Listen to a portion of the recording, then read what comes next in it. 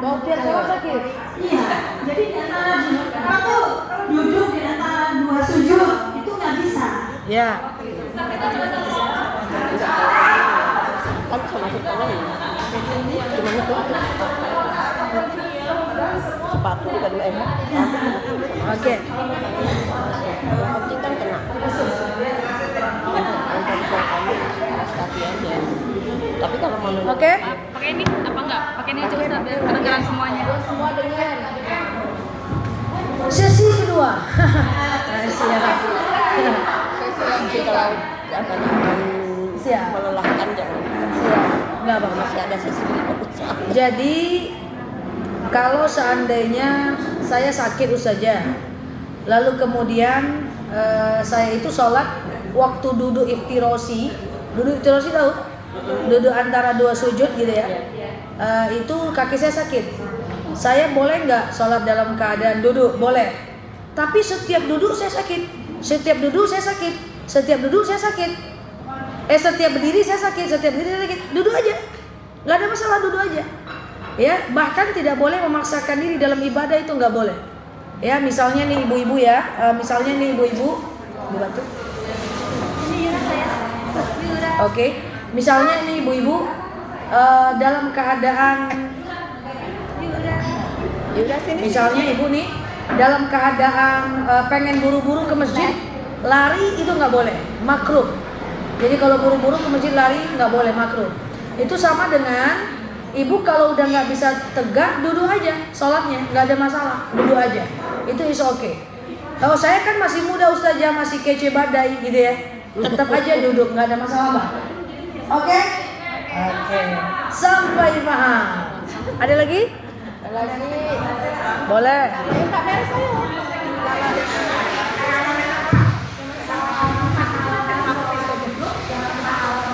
Berbeda. Ini Ustaz, maaf, terima kasih waktunya. Ini kan infonya pernah saya dengar pahala sholat duduk dengan pahala sholat berdiri itu berbeda. Ya. Makanya ada yang orang walaupun sakit mengusahakan gitu, Ya. agar bisa dia bisa berdiri sholatnya gitu loh Ustaz. Gimana Ya. tuh? Makasih ya. Assalamualaikum. Waalaikumsalam. Pahala sholat duduk dengan sholat berdiri beda. Makanya banyak orang yang mengusahakan untuk berdiri dulu baru duduk. Nggak ada Bu. Pahala sholat tegak dengan duduk sama. Karena duduk itu keringanan dari Allah Bu. Duduk itu keringanan. Beda kalau seandainya dia tidak bisa, dia bisa berdiri tapi karena malas dia duduk, tentu beda. Bahwa orang-orang yang sholat dalam keadaan duduk itu adalah orang-orang yang dibolehkan oleh Allah sholat dalam keadaan duduk. Makanya ada dalil shallu qa'iman, sholatlah kalian dalam keadaan berdiri. Fa illam tastati fa qa'idan. Fa illam tastati Bu, kalau nggak bisa tegak baru duduk. Fa illam tastati, kalau nggak bisa baru baring. Jadi orang ini tidak mampu Bu untuk tegak, maka dia sholatlah dalam keadaan duduk.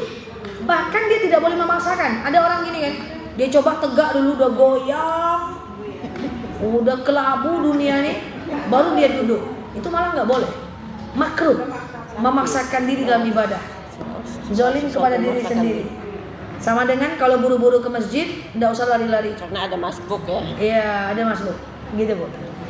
Jadi khusus aja untuk orang sholat keadaan duduk tuh, khusus untuk orang-orang yang nggak mampu. Tapi kalau macam-macam saya nih misalnya, saya naik gunung misalnya ya. Saya pernah ngalamin sholat duduk itu hanya beberapa kali saja. Saya naik gunung Sinai, Bukit Tursina di Mesir, sakit sekali nih, lutut ini mantap rasanya. Nah akhirnya saya sholat 1 rakaat saya berdiri, tak tahan rakaat kedua saya duduk, itu boleh. Jadi dalam posisi yang berbeda. Dalam posisi yang berbeda. Jadi coba dulu berdiri, kalau nggak bisa duduk. Itu untuk orang-orang yang sakitnya itu cuman kasuistik. Coba dulu berdiri, kalau nggak bisa duduk dia. Tapi kalau udah setiap sholat sakit, setiap sholat dia sakit, setiap sholat dia sakit, boleh dia duduk terus. Tapi ada juga Mustafa yang sudah tua nih. Sudah tua? Sholat yang fardu dia berdiri, tapi yang sunnah dia duduk. Boleh, asal dia kuat. Sholat fardu dia berdiri, sholat sunnah dia duduk. Boleh, asal waktu sholat fardunya dia kuat. Tapi kalau setiap dia sholat fardu dia tak kuat, dia tidak boleh paksakan diri, tak boleh itu. Memaksakan diri dalam ibadah makruh. Makanya kalau sholat tahajud, rajin tahajud terus. Sekali nggak tahajud, nggak boleh sampai nangis. Karena hukumnya tetap sunnah. Kalau sampai nangis berarti menjadikannya wajib, tak boleh, berdosa. Jadi menyesalnya biasa aja, besok sholat lagi. Oke. Monggo nih, Silakan. Sambung nih ngobrol ya. Sambil santai nih guys. Tanya jawab lagi sesi kedua. Iya. Ustazah mau bertanya ya, misalkan ada seorang anak ya, bahkan dalam adanya dia belum sholat, tapi orang tuanya pasti udah mengajarin misalnya sholat kamu jadi anak sholat, tapi orang tuanya yang meninggal. Itu gimana ya?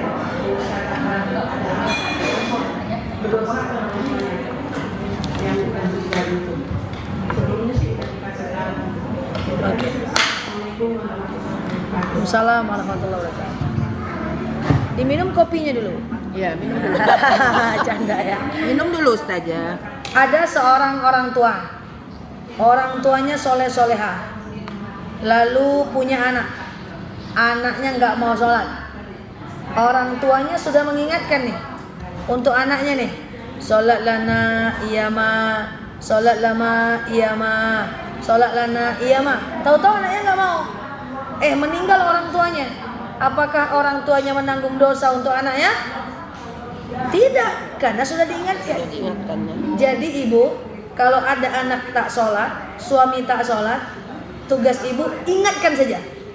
Tujuannya apa? Melepaskan kita dari dosa. Gak usah dipaksa. Dipaksa boleh.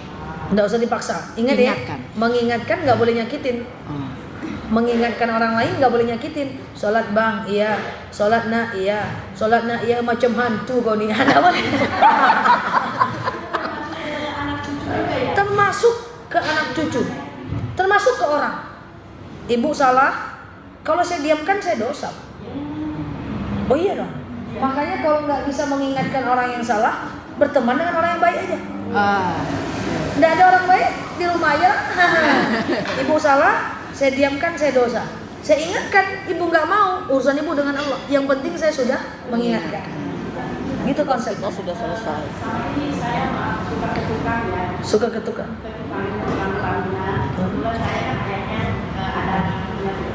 Saya suka apa bawel, tolong dong saya jangan saya lepas kewajiban saya sholat. Kebanyakan enggak ya, bukan dia. Bukan. Alasannya ini Ustaz, saya kan sebentar Kotor tukang. Kotak tukang kerja, debu doang.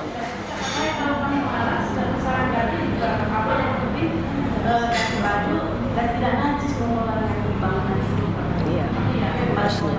Iya, jadi yang penting kita udah ingatkan dia sholat atau tidak itu urusan dia dengan Allah. Tapi untuk suami yang pekerjaannya tukang, itu tidak semua yang kok. Bapak yang produksinya lagi live TikTok. Oh, ibu lagi live TikTok, jadi duduk samping saya. Gitu pula ya. Bapak yang ikutan nih. Bapak ya. Oke, jadi kalaupun dia kerjanya sebagai tukang, ya sebagai tukang itu kotor tapi nggak najis. Tidak semua yang kotor itu najis. Ibu nggak usah mandi 3 bulan nggak apa-apa. Sholat aja, yang penting nggak kena najis. Karena keringat daki itu kotor tapi nggak najis. Oke, iya. Halo TikTokers. Udah terkenal kan. Iya. Oh, pantas itu yang bikin orang pakai ini panjang-panjang biar punya jalan aman aja dia sholat. Bagus. Bu Ketua bilang nih, pantas ada orang yang punya gamis panjang. Panjangnya itu sampai menyentuh tanah. Iya. Pernah lihat nggak? Dia pakai gamis, ini nyentuh tanah. Rini itu kering. Iya. Oh, adik. Terus kayak mana kok dia sholat pakai gamisnya itu? Sementara kan gamisnya itu kena tanah. Misalnya orang-orang di Mekah kan. Jadi dia tuh gini Bu, dia jalan kena najis, katakanlah kotoran cicak gitu. Dia jalan lagi kena debu lagi, suci lagi. Kan debu mensucikan najis. Bahkan idealnya perempuan itu gamisnya memang menyentuh tanah. Walaupun di Indonesia itu. Walaupun di Indonesia Raya NKRI abadi selama-lamanya. Nah, karena Aisyah radhiyallahu anha itu adalah kalau dia pakai gamis itu memang sampai menyentuh tanah. Ini aku bantu. Nggak apa-apa. Ada anak-anak. TikTok juga. Anak-anak yang kelihatan nanti pelanggaran. Jadi gitu ya. Jadi kalau itu ya, kalau seandainya Aisyah itu gamisnya sampai nyentuh tanah. Itu kotoran cicak. Kalau Kotoran agak cicak. lebih lagi, Kalau dia kayak ANGNG itu nggak bisa ya. Tapi kan tergantung ibu perginya kemana. Lokasinya di ini. mana? oke. Ibu kalau cuman ke mall doang pakai nyentuh tanah kan nggak masalah. Ya. Tapi kalau tempat yang banyak hadis besar kayak kotor, kayak kena najis anjing, najis bab 1 itu kan membersihkannya pakai tanah dan 6 kali air. Jadi memakainya Tergantung di mana. Iya. oke. Kak Mel kata ayo. Najis tapi bisa disucikan dengan debu. Gitu. Ayo Kak Mel, Kak Mel. Mau tanya, tadi kan penjelasannya kalau kita masuk kamar mandi mulutnya harus diam ya kalau masih ada air, tutup ya. Dalam hati. Tapi saya nggak bisa tuh kalau masuk kamar mandi pasti berteriak karena ketakutan. Lain lagi. Masih gitu. Gimana tuh Bu? Nggak ada dong. Ibu teriaknya ngapain? Iya, teriak aja kalau pas masuk. Karena nggak berani sendirian. Nggak berani, kalau masuk ke kamar mandi apapun saya harus tanya kaget tolong gitu, nggak bisa. Pakai bahasa Arab. Iya, kalau nggak ini langsung Doa dalam hati itu kan doa. Jadi doa dalam hati. Jawab ini. Doa, iya. Menjawab doa dalam hati, doa di kamar mandi dalam hati tidak boleh dilafazkan. Saya itu orangnya suka teriak, spesialisasi dan profesor doktor saya itu di bidang teriak gitu ya. Tetap nggak bisa. Ya tetap nggak bisa. Jadi belajar untuk tidak teriak. Iya.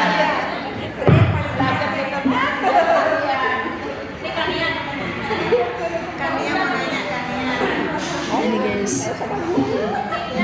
Dari kita untuk kita.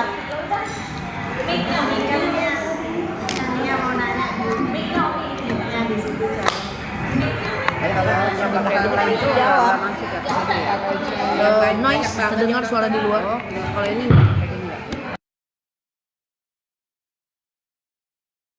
Waalaikumsalam warahmatullahi wabarakatuh. Saya memahaminya. Ya. Kalau misalnya kita kondisi lagi capek banget gitu terus sholat boleh nggak sih duduk gitu tapi nggak bisa duduk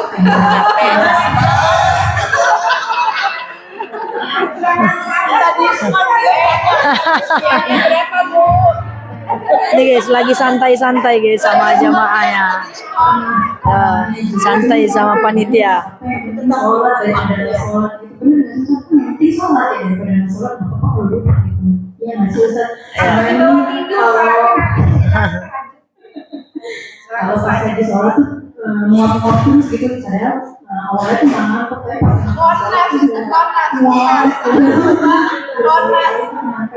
Oke.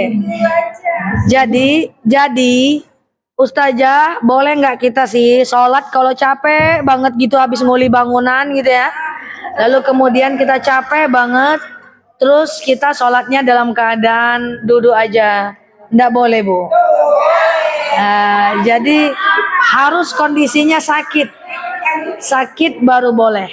Tapi kalau capek nggak boleh. Hilangkan dulu capeknya sebentar, rehat dulu sebentar, baru ibu sholat.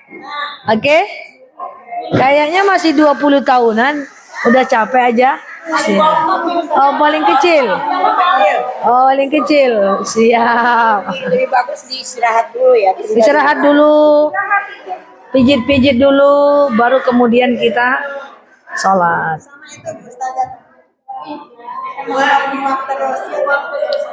Sholat menguap. Menguap dalam sholat makruh. Menguap dalam sholat makruh. Jadi gimana? Jadi kalau ditahan bagus, dibuang sholatnya sah, tapi menguapnya itu makruh. Maka yuk kita contoh Rasulullah. Rasulullah itu kalau dia nguap, lalu kemudian kalau dia menguap saat sholat, itu dia tahan sampai merah mukanya. Kalau kita buka, merah juga muka kita, sama-sama merah. Bedanya satu mangap, satu enggak. Nah gitu ya. Oke. Kalau bersin, nangis, batuk, pilek, flu itu boleh.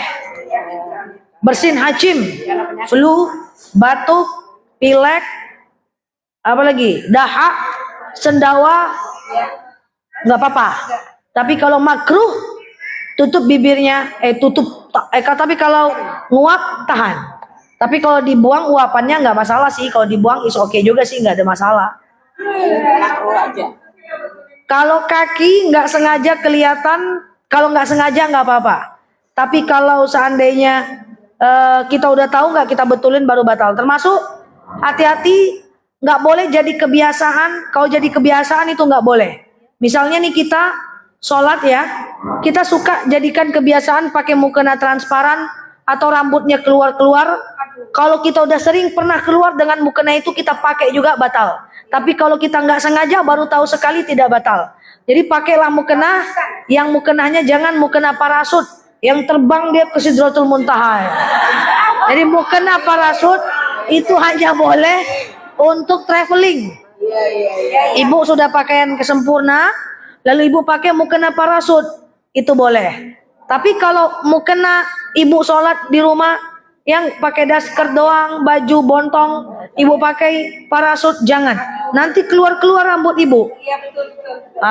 Termasuk ibu kalau pakai mukena yang bolong-bolong. Ada mukena bolong-bolong, entah apalah tuh yang nggak ngerti saya. Bordir itu dari kampung saya, tapi saya lupa pula namanya. Kerancang, ya kan? Kan kampung Sumbar tuh, ada orang Sumbar sini. Ini kan kerancang. Nah, itu nampak itu. Kalau mau pakai yang kerancang, pakai lengkap. Kerancang nggak bisa dipakai saat di dalamnya nggak pakai lengkap. Oh, kita ada yang tanya bagaimana? Wah, banyak kali live-nya ini, live siap. Dalam sholat. Keluar ingus dalam sholat. Halo, itu TikTok juga kah? Iya. Oke, netizen semua. Bagaimana kalau keluar Ingus, flu, batuk, pilek, kemudian batuk, pilek, kemudian berdahak, bersin, nggak masalah. Oke? Ya, oke. Kalau sholat dengan pakaian kayak gini, Sholat pakaian kayak gini nggak masalah, nggak apa-apa. Iya, yang pakai mukena tuh banyaknya orang kita aja. Karena orang kita banyak buka aurat. Waktu mau sholat tuh dia cari mukena. Enggak. Ini nggak apa-apa. Sepergelangan tangan tidak aurat. saya ditutupin apa ini? Lah kalau sepergelangan tangan aurat itu berdosa nih ha. Itu ada laki-laki tuh. Ditutupin. Ya, nggak apa-apa. Ya, sholat kayak gini. Nggak perlu pakai sarung tangan. Nggak perlu bu pakai sarung tangan. Ya kalau mau juga ya silahkan. Tapi nggak masalah kalau enggak ya orang di Mekah sholat pakai gamis. Aja aku mau tanya dong, aku nggak ngerti ya suratnya, aku tuh lupa ya. Ada bacaan gini, artinya celakalah bagi orang-orang yang sholat. Itu nggak kayak gimana sih, kan ada di surat itu. Oke. Nah, aku tuh nggak ngerti tuh, maksudnya tuh cuma nggak dibahas. Punggung tangan tidak. Iya, cuma ada celakalah bagi orang-orang yang sholat. Itu orang yang sholat kayak gimana yang celaka? Ustazah ada yang nanya nih, celakalah bagi orang-orang yang sholat. Itu maksudnya gimana? Bukan celaka bagi orang-orang yang sholat, celakalah orang-orang yang lalai dalam sholatnya. Oh itu. Jadi berarti mengulur-ulur waktu sholat. Ya, ara'aital ladzi yukadzibu? Celakalah tahukah kalian pendusta agama? Dibaca sebelum salat. Ara'aital ladzi yukadzibu bidin, apa lagi? Fadzalikal ladzi, orang-orang yang berhadi anak yatim, terus wala yahudu ala tal miskin, terus dan celakalah orang-orang yang salat terus alladzina hum an salatihim sahun, yang lalai dalam salatnya. Oh, cuma lalai dan Lalai. Nyambungnya ke situ. Iya. Jadi jangan yang kalimat yang atas saja. aku orang sholat celaka masuk yang kayak gimana? Oh iya. Yang nggak sempurna. Celakalah orang-orang yang salat, yang lalai dalam Kan ada salatnya. sambungan. Dia pendusta agama. Salat pakai kursi boleh, salat di lantai boleh, nggak ada masalah. Ini pertanyaan dari kiri kanan online semua. Siap. Tapi ada yang menyarankan pakai meja kecil terus pada saat sujud ininya. Nggak harus kok. Pakai meja kecil saat sujud biar nempel, nggak harus. Nggak ada masalah. Ya kalau kita dengar sana sini kan begitu. Benar. Jadi untuk sholat dalam keadaan duduk, caranya apakah dengan duduk kayak saya ini, apakah dengan di lantai, apakah dengan bersila, ya? Itu tidak ada regulasinya. Karena tergantung sakitnya. Tergantung sakitnya apa? Boleh dia duduk selonjoran, badannya besar, nggak bisa duduk di kursi, selonjoran dia. Ada yang pinggangnya sakit, harus menyandar dia. Ada yang cuman kakinya yang sakit, duduk di kursi dia. Makanya regulasi untuk sholat dalam keadaan duduk bebas. Beda kalau baring. Kalau baring tadi seperti yang saya jelaskan di masjid. Menghadap. Gitu.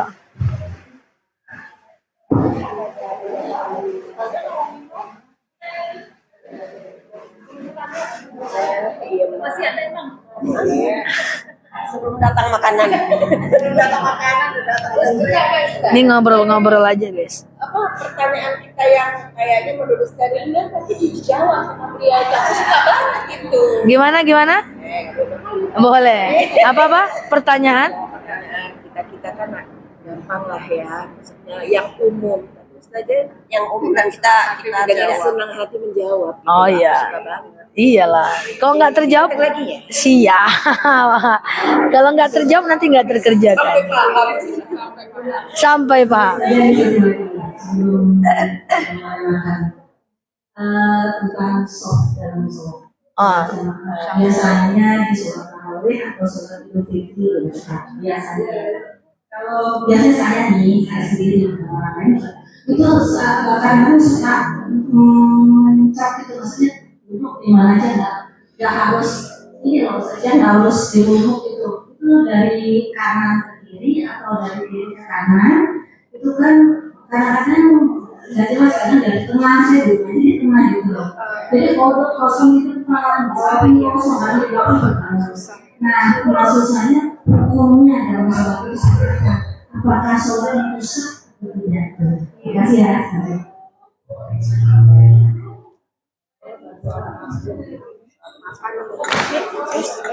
Nah, Bapak. Ustazah, untuk sholat saf ini masalah berjemaah. Dia tidak masalah personal. Kalau kita yang ngerti tentang saf itu harus lurus, cuman sendiri kita yang ngerti, orang lain semuanya menjarak, tentu nggak selesai juga urusan. Itu PR kita di Indonesia ini. Bahkan sebelum saya lanjut, sekarang itu sejadah orang gede-gede gambreng. Dan masalahnya itu adalah orang tidak boleh tegak di sejadah dia. Hanya dia dan malaikat yang di situ. Ini udahlah sejadahnya gede gitu ya. Orang nggak boleh nih dekat nih. Katanya nanti kalau dia tahiyat akhir, dia susah nih, sempit. Padahal konsep tahiyat akhir kan nggak harus miring kayak kita naik halilintar Dufan ya kan.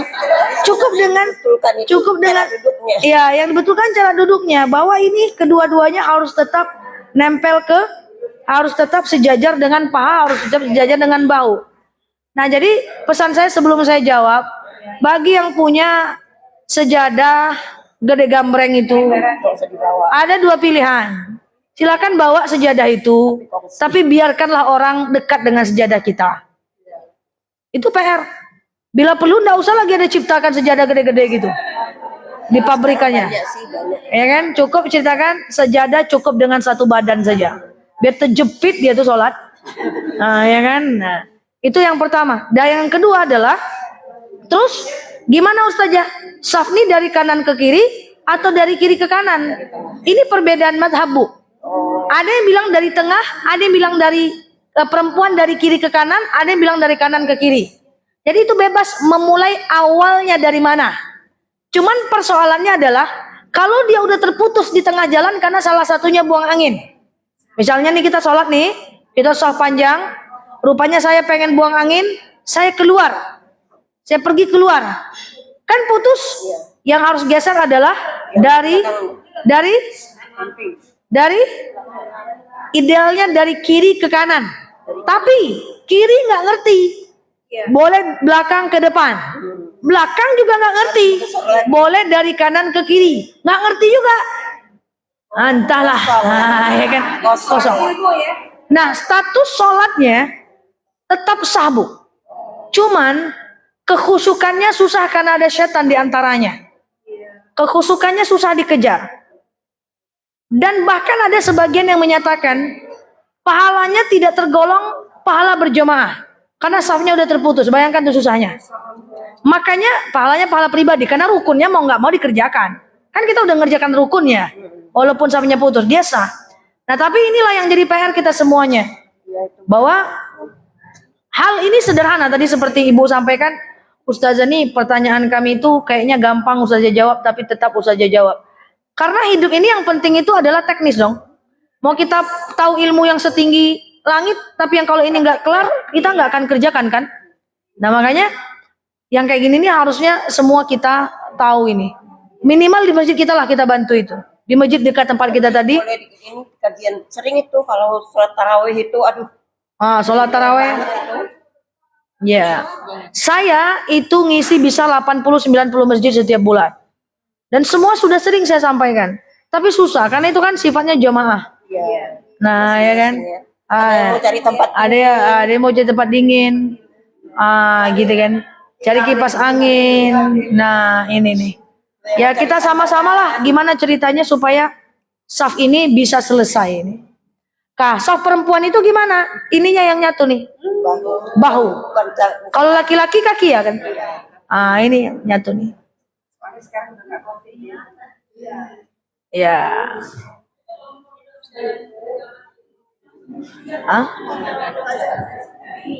Kalau yang untuk pembagian daging kurban itu kan Paling banyak. Iya.